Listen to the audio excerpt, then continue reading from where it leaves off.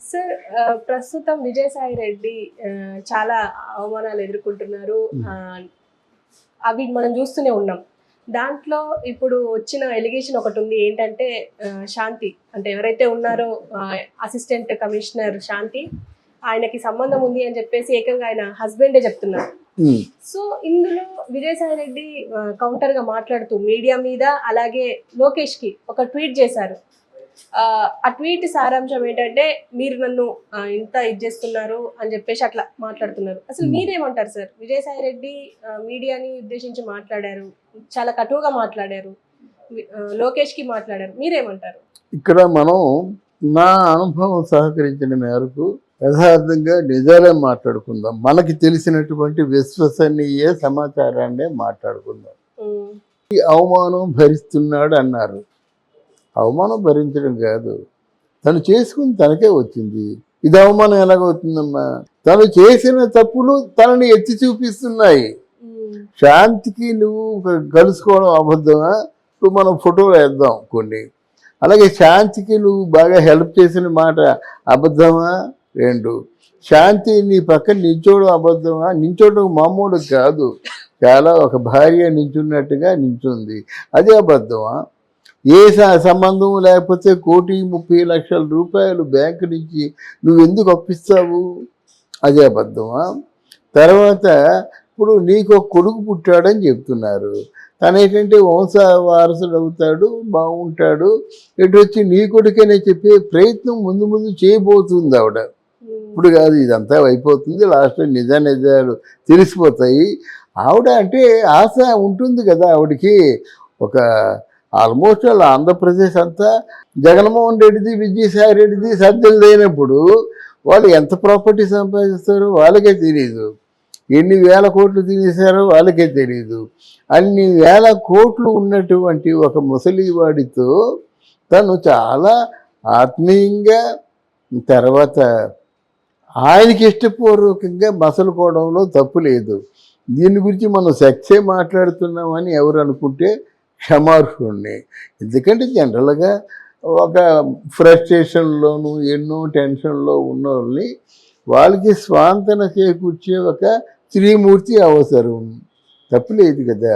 ఆవిడ చేసిన తప్పు, శాంతి చేసిన తప్పు ఏమిటంటే భర్తకి విషయాలు తెలియకుండా, ఏమండి మీతో నేను రోజుపోయాను, మీతో నేను రిలేషన్ కంటిన్యూ చేయలేను, ఎందుకంటే ఇది పెద్దలు ఇష్టపడి చేసిన పెళ్ళి, పెద్దలు ఇష్టపడి కులస్తురాల్ని చేసిన పెళ్ళి, అంత డ్యామేజ్ ఉండకూడదు కదా.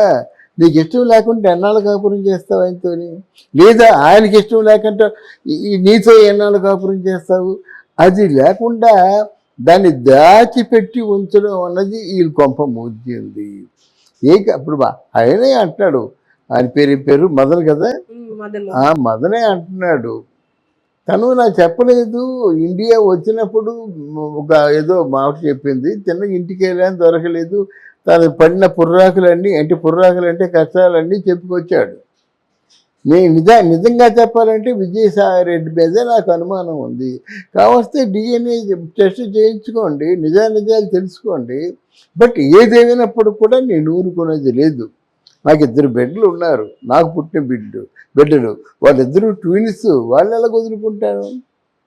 గనక నాకు DNA టెస్ట్ చేయండి అంటున్నాడు. ఇప్పుడు జర్నలిస్టులు ఎవరైనా మన బోటు వాళ్ళు ఏదైనా ప్రశ్నించినట్టయితే ఈ రోజుల్లో అన్ని పాపాలని భరించవలసింది జర్నలిస్టులే అవుతున్నారు. ఒకప్పుడు నెపోలియన్ చెప్పిన మాట ఏమిటంటే, 1000 తుపాకులు నా మీద గురిపెట్టినా భయపడిన కానీ ఒక జర్నలిస్టు కలం, అప్పటికి నెట్లు లేవు కదా, ఒక జర్నలిస్టు కలంకి మాత్రం నేను హడలిపోతానని చెప్పాడు. అటువంటి జర్నలిస్ట్ ఈరోజు రాజకీయ నాయకుల తాలూకు వ్యవహారంలో ఫుట్బాల్ అయిపోతున్నారు. చూసే ఫుట్బాల్ అంటే ఇక్కడ తింటే అక్కడికి వెళ్ళి పడ్డం, అక్కడ తింటే ఇక్కడ పడ్డం, మొత్తానికి అవినీతి పరులే గోలు కొడుతున్నారు. నా బాధ అది. నువ్వు ఇన్వెస్టిగేషన్ చేసి నువ్వు నిజాలు తెలుసుకొని నువ్వు చావు కూడా తెగించి నిజాలు బయట పెడితే ఎవడో తన్నేస్తున్నాడు, ఎవడో వాడు రిపోర్ట్ని ఫైల్ చేయటం లేదు, FIR లేవు ఈ 5 years. ఇలా చేసేస్తుంటే ఏమవుతుంది? ఫుట్బాల్ అయితే ఆడుకుంటున్నారు జర్నలిస్టుకి. ఈ జర్నలిస్టులకి ఏదైనా ఉంటే పౌరుషం లాంటిది, ఆత్మాభిమానం లాంటిది ఉంటే ఒక ఏకం అయిపోయి వాళ్ళు మొత్తం తప్పు చేసే వాళ్ళకి తాట ఒడిచేయాలి. ఈ జర్నలిస్టులు కొంతమంది అనుబంధం ఉన్నవాళ్ళు, తర్వాత ఆత్మ బంధువులు, లేకపోతే ఏదో ఇంట్లో ముడుపులు అందుకున్నవారు, లక్షలు కోట్లు, వీళ్ళందరూ మా కడుపు పండిన జర్నలిస్టులు అందరూ ప్రశ్నలు వేస్తుంటే కడుపు నిండిన జర్నలిస్టులు అందరూ సర్దుకొస్తున్నారు. అది బాధ నాకు. కనుక ఏమీ ఆలోచించవలసిన అవసరం లేదు. విజయసాయిరెడ్డి కానీ తప్పులు చేయకపోయినట్టయితే డెఫినెట్గా చెప్పాలి కదా, నేను తప్పు చేయలేదు అన్నాడు కదా. ఇప్పుడు ఫోటో ఉంది, మెడలో చైన్ వేస్తున్నట్టు, గుడిసి వేస్తున్నట్టుది, అది కూడా ఏదో అకేషన్లో తీసిందని చెప్తే తప్పులేదు. మీ ఇద్దరు భార్యాభర్తల్లాగా ఫోటో తీయించుకున్నారు కదా, ఎవరు యాక్సెప్ట్ చేయరమ్మా. ఇప్పుడు మనం ఫోటో తీసుకుంటాం. కానీ ఆమె డైరెక్ట్ గా అంటుంది కదా సార్, ఒక తండ్రి సమానుడిని నాకు అంటగడుతున్నారు అని చెప్పేసి. అవును, అయితే తండ్రి కాకుండా నన్ను ఇష్టపడుతున్న వ్యక్తిని ఎవరైనా చెప్తారా? అసలు మీకు ఏ మొగుడు లేకుండా నీకు బిడ్డ ఎలా పుట్టాడో ధైర్యంగా చెప్పు. మొగుడు లేడు, బిడ్డ పుట్టాడు, దీన్ని ఎలాగ ఆలోచిస్తారు ప్రజలు మాత్రం? అర్థమైందా? ఇందులో విజయసాయిరెడ్డి చేసింది తప్పే, ఇప్పుడు శాంతి చేసింది కూడా తప్పే. తర్వాత శాంతి అనే అమ్మాయి చాలా గడుసైంది, తెలివైంది అని విజయసాయిరెడ్డే చెప్పాడు ఒకటి. రెండోది, విజయసాయిరెడ్డి బ్యాంకు నుంచి బ్యాంక్కి రికమెండేషన్ చేయవలసిన అవసరం ఎందుకు వచ్చింది? చెప్పండి. కానీ నిర్ధారణ కాలేదు కదా సార్ ఆ బిడ్డకి తండ్రి విజయసాయిరెడ్డి అని చెప్పి. కానీ అలా ఎలా అంటే ఆవిడ అందరమ్మా, ఎందుకంటే నేరస్తురాలు నిజం చెప్తుందా ఎక్కడైనా?